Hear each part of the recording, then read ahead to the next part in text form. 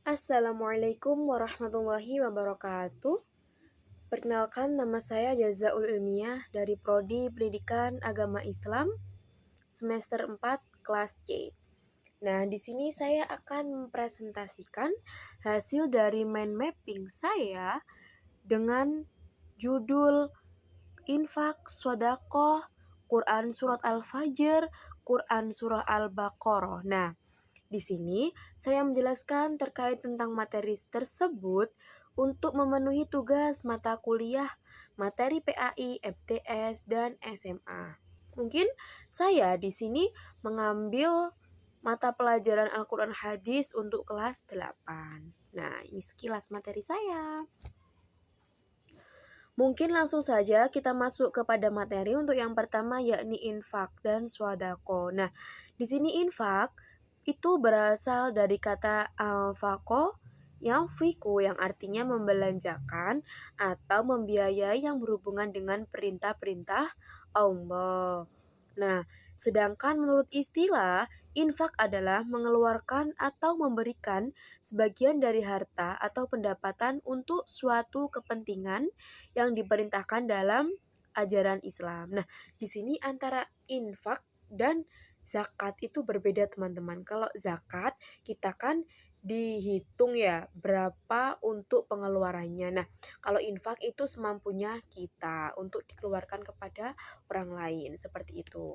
Nah, infak adalah mengeluarkan atau memberikan sebagian dari harta atau pendapatan untuk suatu kepentingan yang diperintahkan dalam ajaran Islam.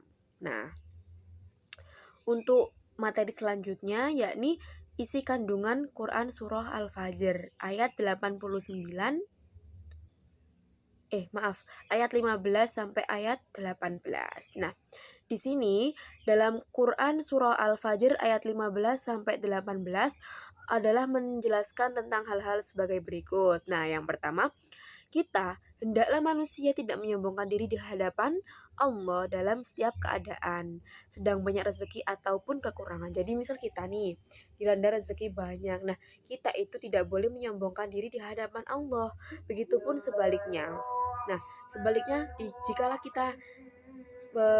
kita lagi di bawah, kita tidak boleh merasa berkecil hati. Nah, kemudian hendaklah manusia senantiasa bersyukur. Bersyukur dalam artian, nah, ini dalam keluasan rezeki dan senantiasa bersabar ketika kekurangan rezeki. Nah, kita harus bersyukur meskipun rezeki kita sedikit, banyak, tetap kita syukuri aja.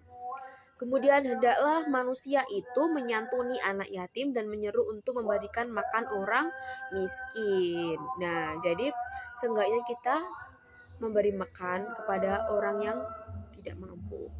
Kemudian isi kandungan Quran Surah Al-Baqarah ayat 254. Nah, di sini adalah isi kandungannya untuk menyeru orang-orang beriman agar melakukan satu, hendaklah orang-orang beriman menginfakkan hartanya, baik yang wajib maupun yang sunnah. Yang kedua, hendaklah orang-orang yang beriman bersegera dalam berinfak sebelum datang hari kiamat. Yang ketiga, orang-orang beriman hendaklah meyakini bahwa nanti di akhirat hanya amal soleh yang akan menjadi penolongnya. Jadi dikala di akhirat nanti amal kebaikan kita yang akan menolong kita gitu. Jadi maka berlomba-lombalah di saat kita masih di dunia. Kemudian isi Quran surah Al-Baqarah ayat 26 adalah menjelaskan bahwa Allah melipat gandakan pahala sampai 700 kali lipat bagi orang-orang yang menginfakkan hartanya, dan Allah akan membalas kebaikan di dunia dan di akhirat. Jadi, kalau kita sekarang lagi di dunia, maka kita perbanyaklah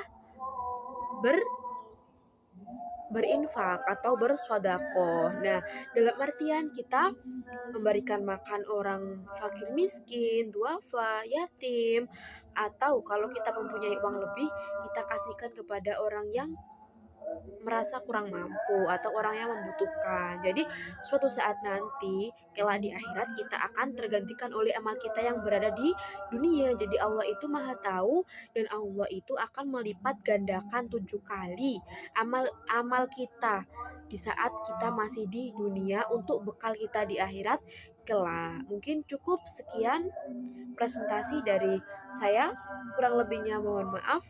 Saya akhiri, wassalamualaikum warahmatullahi wabarakatuh.